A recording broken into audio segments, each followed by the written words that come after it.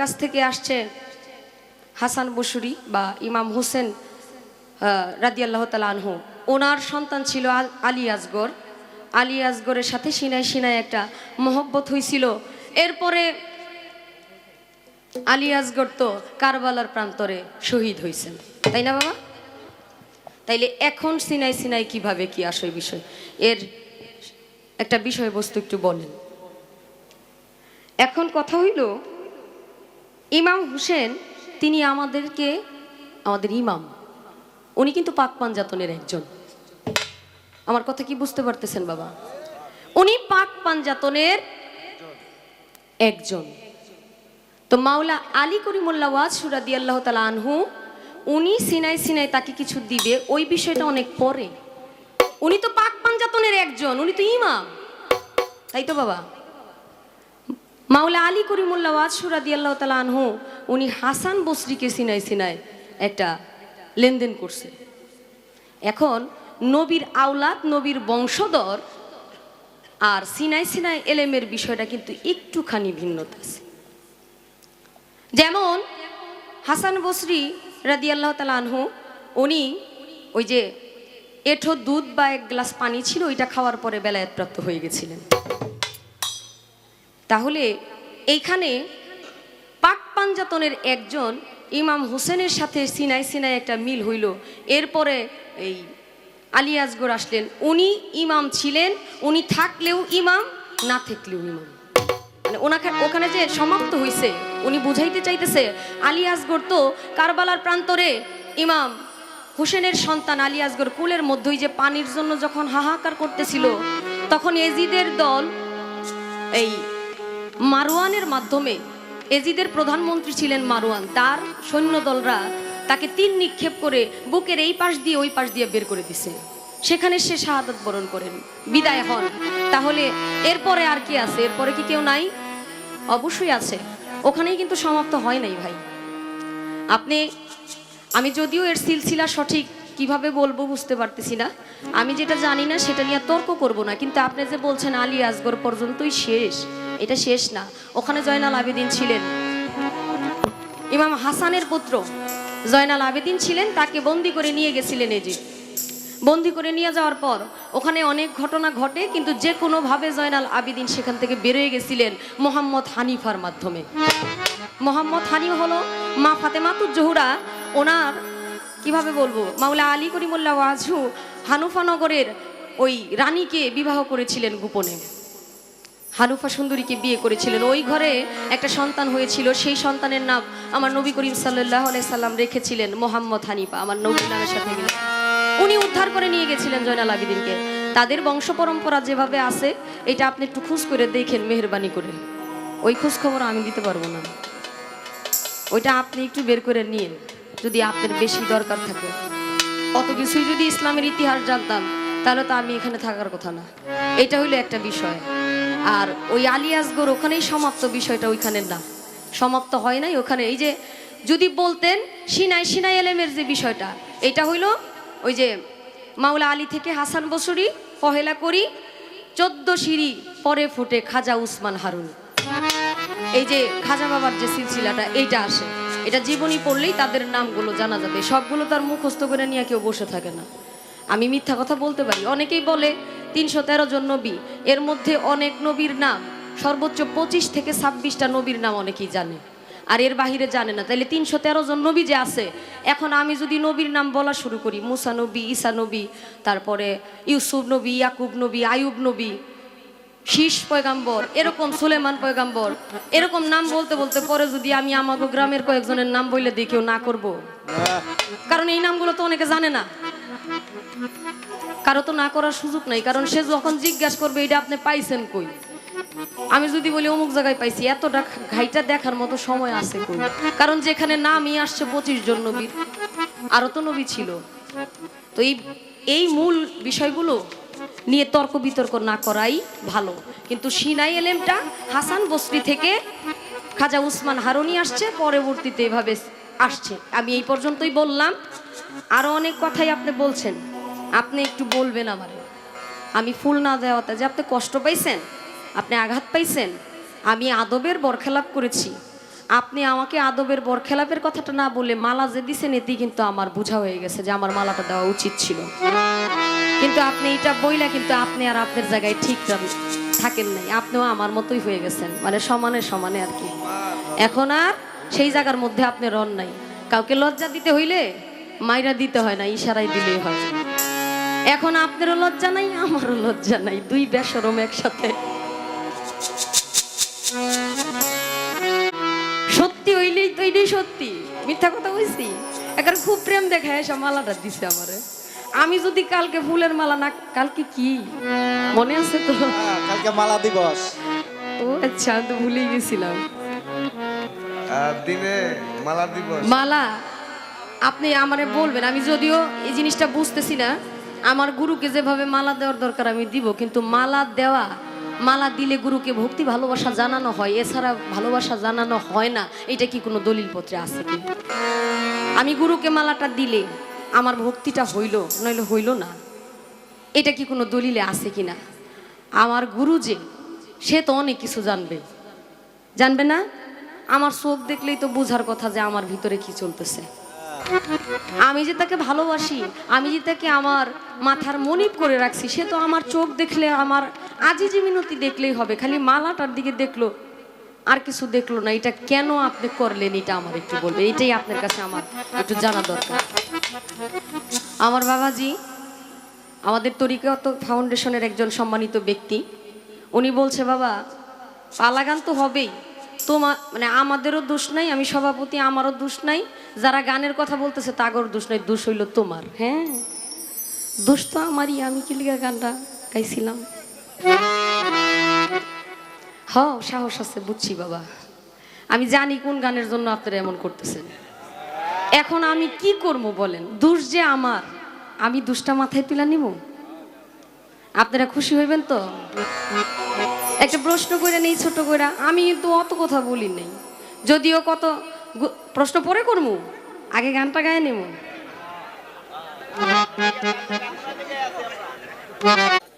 আচ্ছা, এমন আর প্রশ্ন করবো না। হ্যাঁ, তার প্রতি কি মায়া, ঘটনা কি? আমার যে এতগুলা প্রশ্ন করলো, তখন তো কিছু কইলেন না। ও আচ্ছা, তাহলে বাই গাক, আমি আর গাইতেছি না।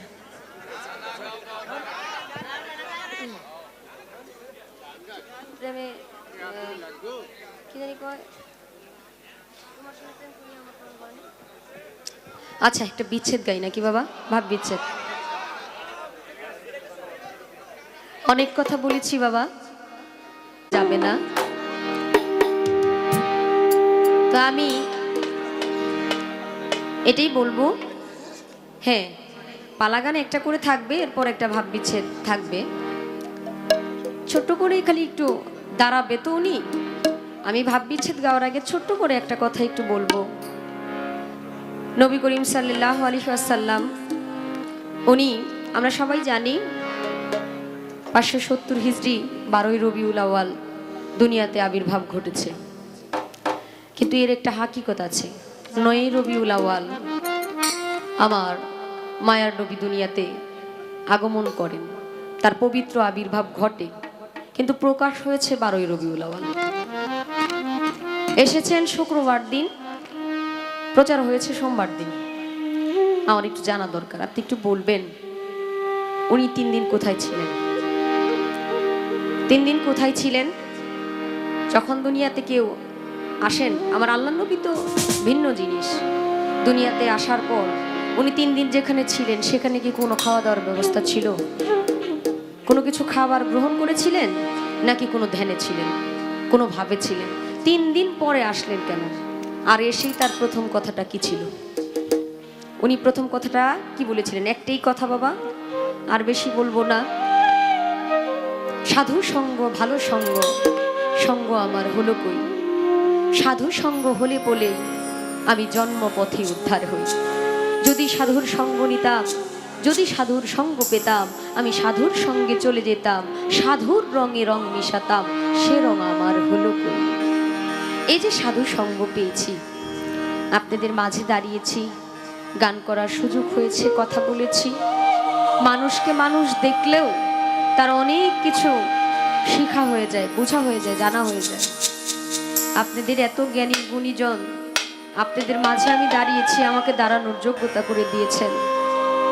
আমি কি আমল করেছি, কি কর্ম করেছি আমি জানি না, কিন্তু এটা শুনেছি গুরুজনদের মুখে, যে যেমন আচরণ করবে তার নাকি আবার ওইভাবেই আসতে হবে।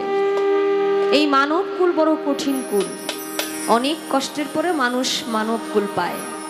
আমি কি এই মানব কুল আর পাবো? যদি আমি মানব কুল পাই, তবে যেন এই সাধু সঙ্গ পাই, তবে যেন আমি জয়নাল সার সঙ্গ পাই, তবে যেন আমি আমার বাজান শামসুচানের সঙ্গ পাই, আপনাদের সঙ্গ পাই। কারণ এই ক্ষণিক সময়ে, এই অল্প সময়ে এই প্রেম ভালোবাসা মহব্বত করে সেবা করে আসলেই অতৃপ্ত প্রাণটা ভরে নাই। যদি অনন্তকাল ভালোবাসতে পারতাম, অনন্তকাল সাধুসঙ্গ করতে পারতাম। শুনেছি সাধুসঙ্গ করলে দাঁড়িয়ে আছে সে দাঁড়াই থাকবে, তার বসার আর সুযোগ নাই। যে বসে আছে সে বসেই থাকবে, কেউ ডাকলেও সে শুনবে না।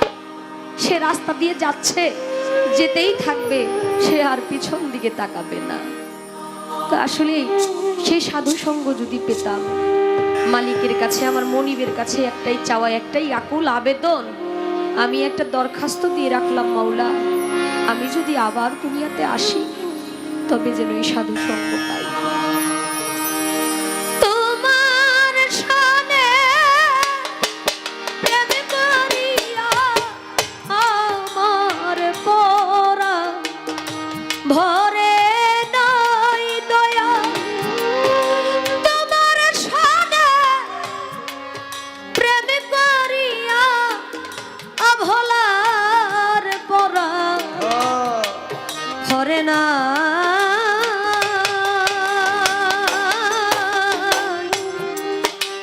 আগে নালিশ করে রাখলাম, আবার যেন তোমার দেখা পাই। আমি আগে নালিশ করে রাখলাম, আবার যেন তোমার দেখা পাই। তোমার শানে প্রেম করিয়া আমার পরাণ ভরে নাই দয়া। তোমার শানে প্রেম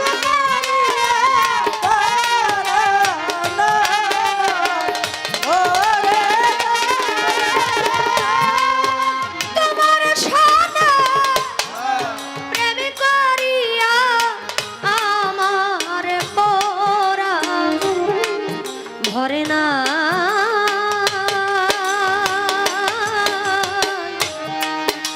আগে নালিশ করে রাখলাম, আবার যেন তোমার দেখা পাই। আমি আগে নালিশ করে রাখি, আবার যেন তোমার দেখা পাই।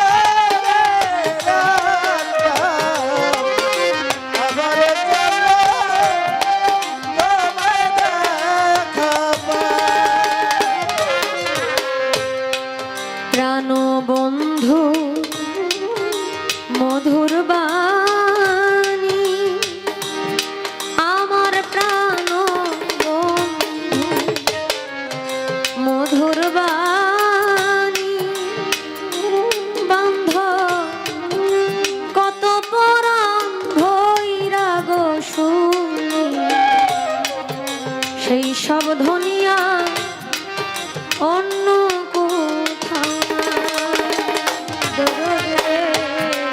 প্রাণ বন্ধু মুখের বাণী ওই আমার প্রাণ বন্ধু মুখের বাণী জয়নার সাথ কত পারা বলে শুনি সেই সুর ধ্বনি অন্য কোথাও নাই আমার প্রাণ বন্ধু মধুর বাণী আমার প্রাণ বন্ধু মধুর বাণী দরদ রে কত পরাণ হইরা বসু সেই সব ধনিয়া অন্য কোথায় আবার যেন দেখলেই চিনি পাইয়াও যেন না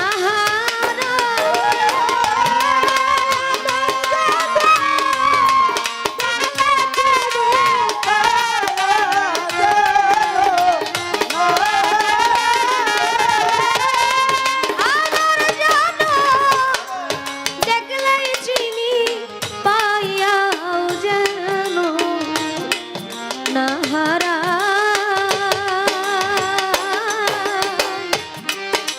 আগে নালিশ করে রাখলাম আবার যেন তোমার দেখা পাই আমি আগে নালিশ করে রাখলাম আবার যেন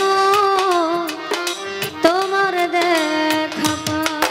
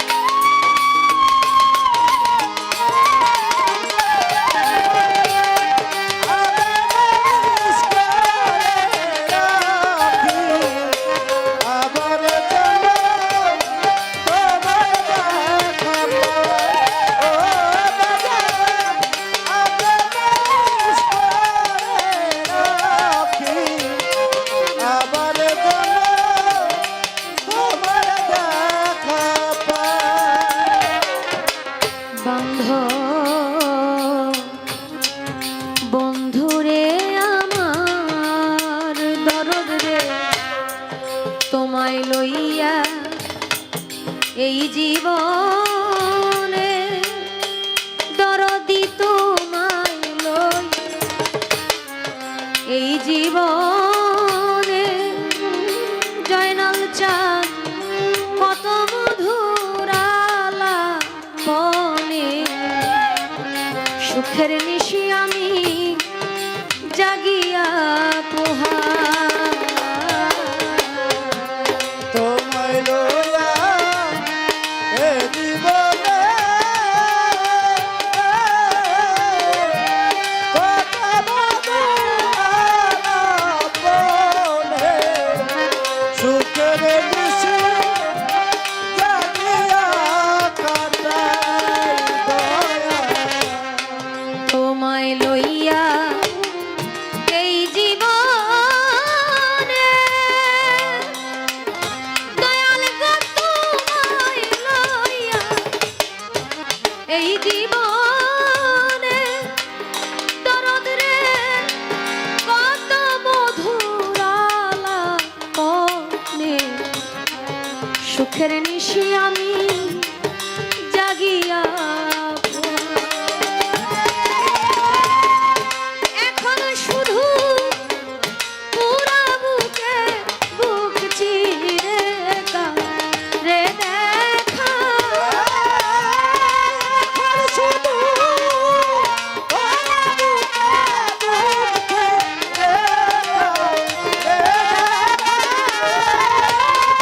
এখন শুধু পুরা বুকে বুক চিরে রে দেখা আগে নালিশ করে রাখলাম আবার যেন তোমার দেখা পাই ও আমি আগে নালিশ করে রাখলাম আবার যেন তোমার দেখা পাই।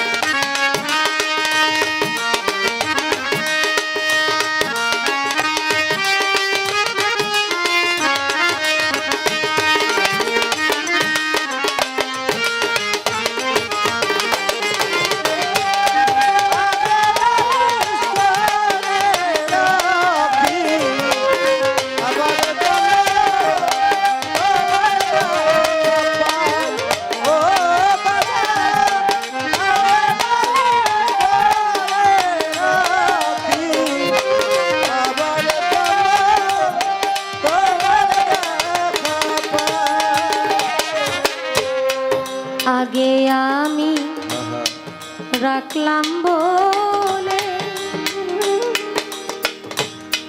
লইয়া যাইও তোমার সময় হইলে যার তার শোনে আমি কেমন করে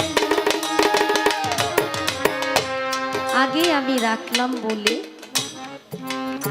লইয়া যাইও তোমার সময় হইলে যার তার শোনে আমি কেমন করে যাই। আসলে গানেই কথা, কথাই গান। যদিও আপনাদের ভাবের বিঘ্নতা ঘটাচ্ছি আমি।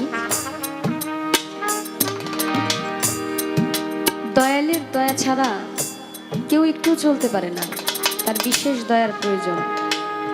ওই দয়া থেকে বঞ্চিত হলে কেউ ইচ্ছে করলেও চলতে পারে না।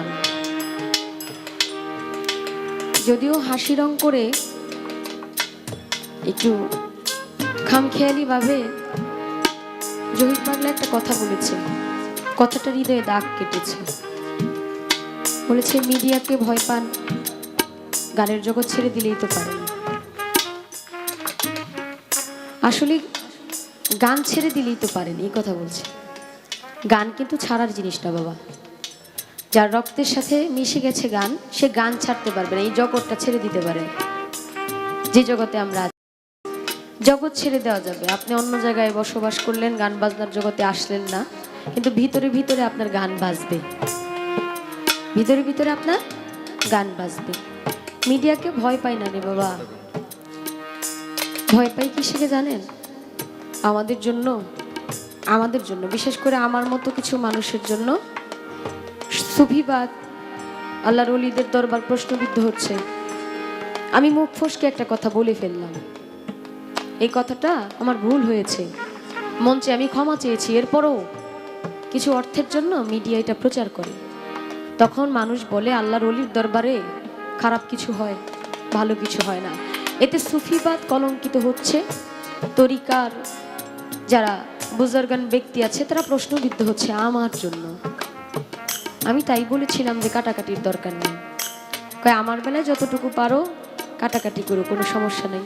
আপনার সেই সাহস আছে, আমার তো সেই সাহস নাই। আমার যদি সেই সাহস থাকতো, এর জন্যই তো মালিকের কাছে আমার আজিজি, যখন আপনার মনে হবে আপনার কাছে আমাকে নেওয়া যায়, আপনি আমাকে আপনার পথে নিয়ে যাবেন, তখনই আপনি নিয়ে। আমি কার কাছে যাব, কিভাবে যাব? আপনারা জানেন রাবেয়া বুশরি উনি একজন ভালো মহিলা ছিলেন, অনেক আমল করতেন। উনি আম্বিয়া ছিলেন, খুব জ্ঞানী মহিলা ছিলেন। উনি আল্লাহর এত ইবাদত করেছেন, এত ইবাদত করেছেন, যে ইবাদত আল্লাহ খুশি হয়ে, আল্লাহ পাক ওনার জীবনীর মধ্যে পেয়েছি উনি আল্লাহ পাকের সাথে আল্লাহ পাকের গাইবী স্বর শুনেছেন। রাবেয়া বুশরি ওনার জন্য কাবা ঘর সামনের দিকে চলে আসছিল। সেই নারী কতটুকু আমল করার পর মালিককে খুশি করেছে। আমি যে বলবো আমি আমার মালিককে ভালোবাসি, মালিক যদি বলে আমাকে চিনে না, তখন আমার মুখ আছে কথা বলার? আমার কোনো মুখ নেই, কারণ তাকে তো মালিক চিনে, আমাকে তো মালিক চেনে না, যার জন্য শক্ত গলায় কিছু বলতে পারি না। আমি বললাম আমি তোমাকে ভালোবাসি, কিন্তু তুমি আমাকে চিনোই না। জিজ্ঞেস করলো খাদিজাকে কি চিনো? না তো, ওরে তো কখনো চিনি না, ওর নামও তো শুনি নাই, অথচ আমি মানুষের কাছে বলে বেড়াচ্ছি তুমি আমাকে খুব ভালোবাসো। এটা মিথ্যা অধিকার, এই মিথ্যা অধিকার করতে চাই না। আমি আমার মনিবের কাছে আজিজি রাখতে চাই, যখন তোমার সময় হবে তখন তুমি আমাকে নিবে। আগে আমি রাখলাম বলে সুলতান বাবা, আগে রাখলাম বলে দরদ রে লইয়া যাইও তোমার সময় হইলে, যার তার সনে খাদিজা কেমন কইরা যায় দরদি। আগে আমি রাখলাম বলে দয়া লাগে, আমি রাখলাম বলে মুর্শিদ গো লইয়া যাইও তোমার সময় হইলে, যার তার শোনে তোমার ভক্ত কেমন কইরা যায়। বাউল কবি রহমানে যেই আশাতে কালকাটা,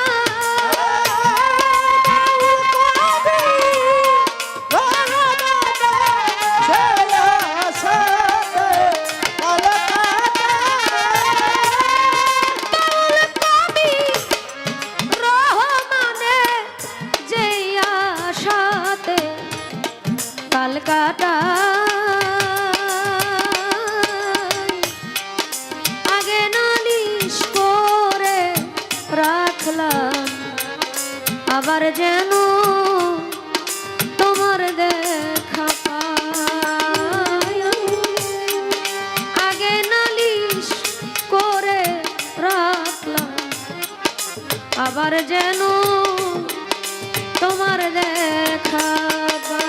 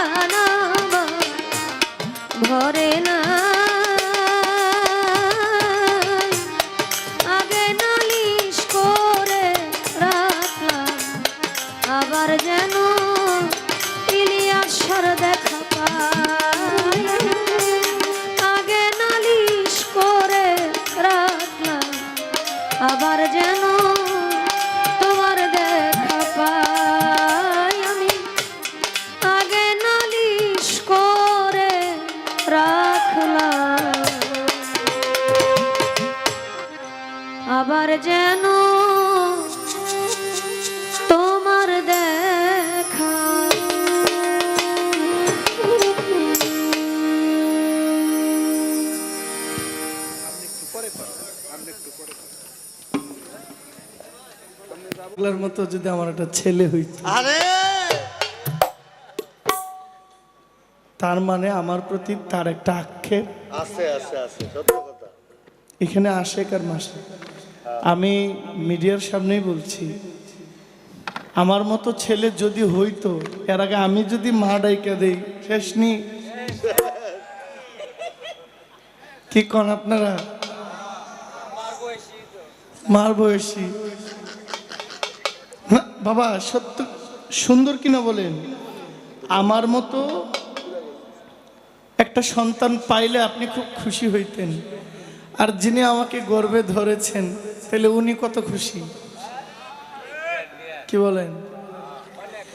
তাহলে আমার ওই মায়ের পাশে একটু জায়গা আপনারে দিয়ে দিলাম, জান আরে এটাও মায়ে ডেকে দিলাম, জান। আজকে থেকে মা লাগেন খাদে জাম্মা।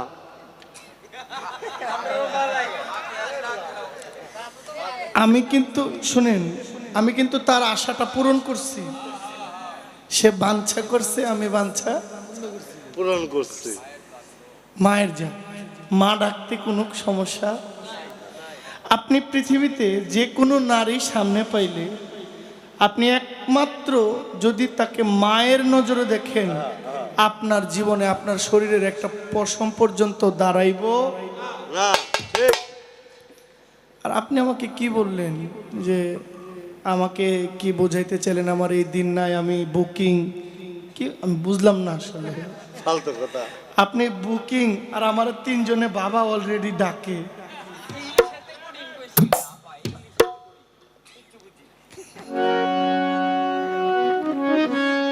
বাবা রে, এই চিন্তা নিয়ে যদি বাউল গান গাইতাম তাহলে বউয়ের সিরিয়াল এলেঙ্গার থেকে ভৈরব যাইতো।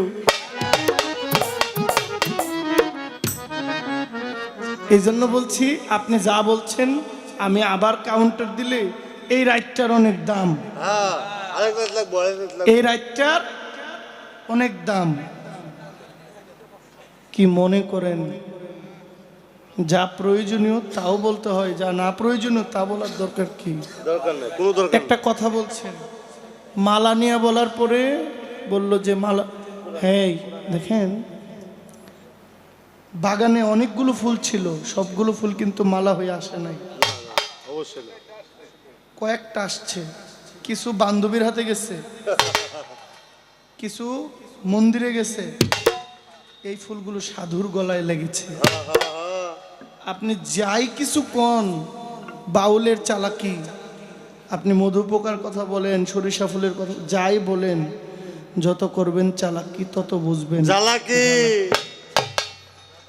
আপনি এই মালাটাই যদি কাউকে পরায়া দেন, আপনি তৃপ্তি পাইবেন, যাকে দিবেন তিনিও তৃপ্তি পাবেন। কথা ঠিক নেই? আপনি আমাকে দেন নাই, এটা আমার কোনো আক্ষেপ না। আমি আপনাকে দিয়া শিখাইলাম যেন আগামীতে আমার জায়গায় কেউ থাকলে যেন ভুল না করেন, ঠিক না বাবা? হ্যাঁ, তো মালার কথা বাদ রাখলাম। প্রশ্ন একটা করে গেছে, আমি আগে উত্তরটা দিয়ে দিই। দয়াল নবী আগমন করেছেন 9 তারিখ, 3 দিন পর তিনি প্রকাশ পাইলেন। দেখেন, নবীর আগমনে সবাই যে খুশি হয়েছিল তা নয়। আমার রাসূল যেন হেফাজত থাকেন, এই জন্য আল্লাহর ধন আল্লাহ নিজে উঠাই নিয়ে গেছে। 3 দিন পরে প্রকাশ করলেন, যখন দেখলেন যে সব ক্লিয়ার, এইবার পাঠানো যাবে, তখন আমার আল্লাহ সিদ্ধান্ত নিয়েছেন এবার আমি প্রকাশ করব। আর নবীজির জবান খুলেছে 2 বছর পরে। কয় বছর? 2 বছর। আমি হাদিস বলি, বুখারী শরীফ 5ম খণ্ড 77 পৃষ্ঠা। মাইকের আওয়াজ যদি এলাকার আলেম সাহেব থাকেন, আলেম সাহেব আপনি আসবেন, আর না হলে আপনারা বের করবেন। বুখারী 5ম খণ্ড 77 পৃষ্ঠা। নবীজি 2 বছর পর জবান খুলেছেন, বলছেন আল্লাহ সর্বশক্তিমান, আল্লাহ মহান, সমস্ত প্রশংসা একমাত্র রবে। আপনার প্রশ্নের জবাব দিয়ে দিলাম। এটারে পেঁচাইলে অনেক যাবে, প্রয়োজন কি? একটু আত্মার খোরাক হোক না। আর বলছেন মালা, এই বাবা মালা, ফুলের মালা, এই যে নয়নের মালা দেখেন না, নামের মালা। ধরেন পালা তো শেষ নাকি? ধরেন এ আর কোনো পালার দরকার নাই